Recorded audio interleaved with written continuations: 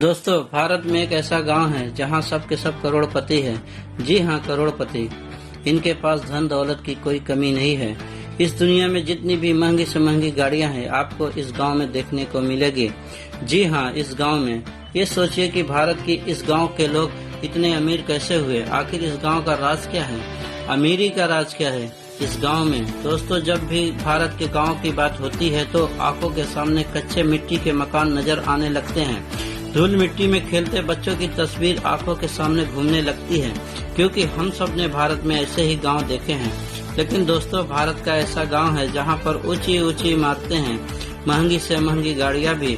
यहाँ के बैंकों में 1,500 करोड़ रुपए से ज्यादा जमा हुआ। यहाँ के पोस्ट ऑफिसों में भी लोगों ने करोड़ों रुपए जमा किए हैं। कहा जाता है कि यहाँ के पोस्ट ऑफिसों में 500 करोड़ से ज्यादा धनराशि है।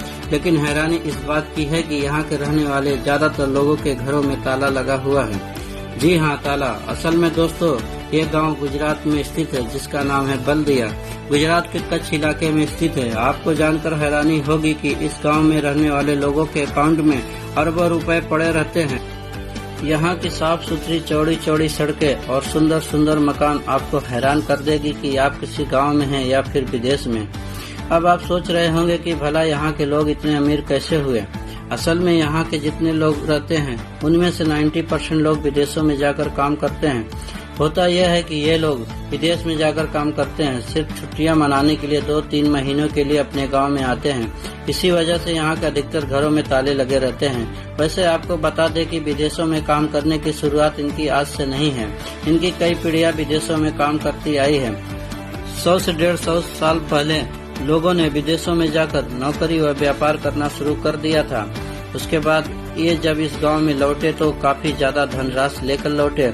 उन्हें देखकर गांव के बाकी लोगों ने विदेशों में काम करने का निर्णय लिया। उसकी वजह से आज ये गांव इस तरह दिखाई देता है। जो वहां कमाते हैं उसका कुछ हिस्सा गांव में भी इन्वेस्ट करते हैं, गांव को साज सवार में भी इन्वेस्ट करते हैं। वैसे आपको बता दें कि गुजरात का यही गांव करोड़पति गांव नहीं, बल्कि आसपास इस तरह के कई और गांव हैं। उन्हीं में से एक गांव धर्मंज गांव। गुजरात के इस गांव को एनआरआई भी कहा जाता है। यहाँ के हर घर का एक व्यक्ति विदेश में काम करता है।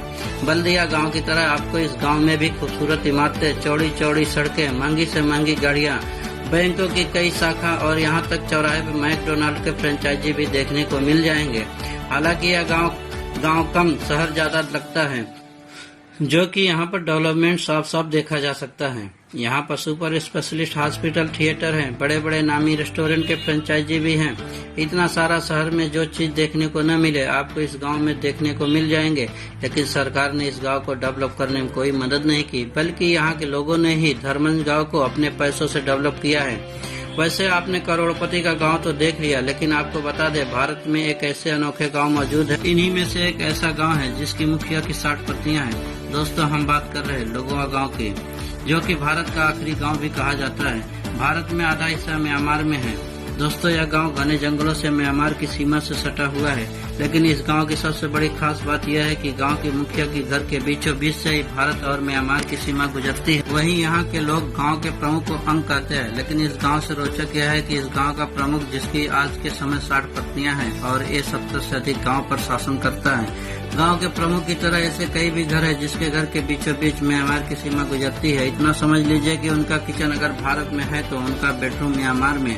आपको ये बात जानकर हैरानी होगी कि इस गांव में रहने वाले कुछ युवा लोग म्यांमार की सेना में भर्ती हो चुके हैं। इसी तरह दोस्तों, हम भारत के एक ऐसे गाँव में लेकर चलते हैं जहाँ बच्चा पैदा होने पर या तो मंत्री बनता है या तो जज बन जाता है, उसके नीचे कोई बात होती ही नहीं। इस गांव का नाम है बोड़पुर, जो हरियाणा के रेवाड़ी जिले में स्थित है। कहा जाता है कि इस गांव के बारे में आसपास के लोग बहुत अच्छी तरीके से जानते हैं। इस गांव में 1700 वोटर है और सब के सब पढ़े लिखे हैं। हैरानी इस बात की है कि छोटे से गांव में 4 लोग विधायक रह चुके हैं। इस गांव में सीनियर सेकेंडरी स्कूल 1968 से चल रहा है। दूसरे गांव के लोग इस स्कूल में पढ़ने के लिए आते हैं। इस गांव की सबसे अच्छी बात यह है कि बेटियों की पढ़ाई पे खासा ध्यान दिया जाता है।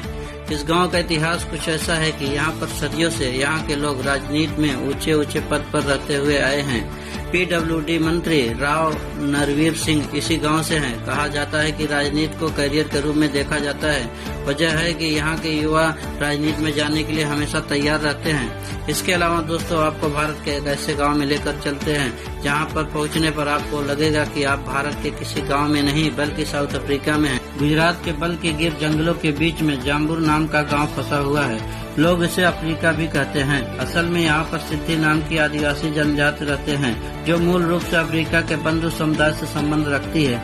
यही वजह है कि आपको यहाँ अफ्रीका के रीति रिवाज देखने को मिलेगी। भले ये गांव भारत में है, लेकिन अफ्रीका की रीति रिवाज की वजह से हमेशा से आकर्षण का केंद्र बना हुआ है। इसी तरह दोस्तों, क्या आप ऐसे गांव के बारे में जानते हैं जहां पर सबसे ज्यादा जुड़वा बच्चे पैदा होते हैं? नहीं जानते हैं तो आपको बता दें, एक गांव भी भारत में है। इस गांव का नाम है कोडनी। यह गांव केरल में स्थित है और हमेशा से ही शोधकर्ताओं के लिए रहस्य बना हुआ है। ऐसा इसलिए है कि इस गांव में ज्यादा जुड़वे बच्चे पैदा होते हैं। एक आंकड़े के अनुसार यहाँ पर 2000 परिवार रहते हैं और हैरानी इस बात की है कि यहाँ पर 400 से ज्यादा जुड़वा बच्चे हैं। दोस्तों, आपको ये वीडियो कैसा लगा कमेंट बॉक्स में जरूर बताइएगा। और हाँ, अभी तक आप इस चैनल को सब्सक्राइब नहीं किया है तो सब्सक्राइब कर लीजिए। बेल आइकन का बटन दबाना न भूलिएगा, जिससे हमारे चैनल के सारे वीडियो आप तक पहुँच सकें। आज के लिए बस इतना ही। मिलते हैं अगले रोचक वीडियो के साथ। जय हिंद। जय